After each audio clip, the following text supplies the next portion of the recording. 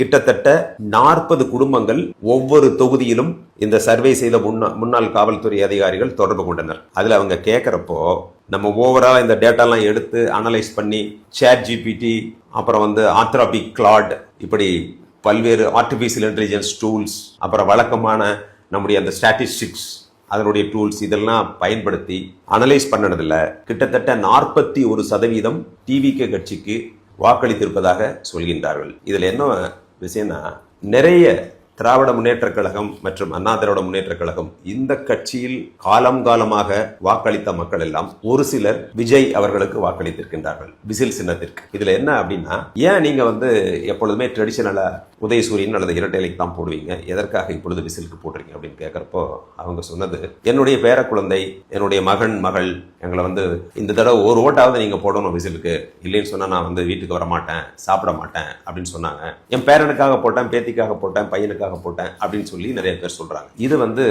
ஒரு ஆச்சரியமான ஒரு தகவல். ஏன்னா எப்பொழுதுமே உதயசூரியனுக்கு போடுறவர்கள் அதுக்கு தான் போட்டுட்டு இருப்பாங்க, இரட்டைலைக்கு போடுறவங்க கட்சிக்காரங்க அதுக்கு தான் போடுவாங்க. இப்ப கட்சியை சார்ந்தவர்களே இந்த விசில் சின்னத்திற்கு ஓட்டளித்திருப்பதாக தெரியும்.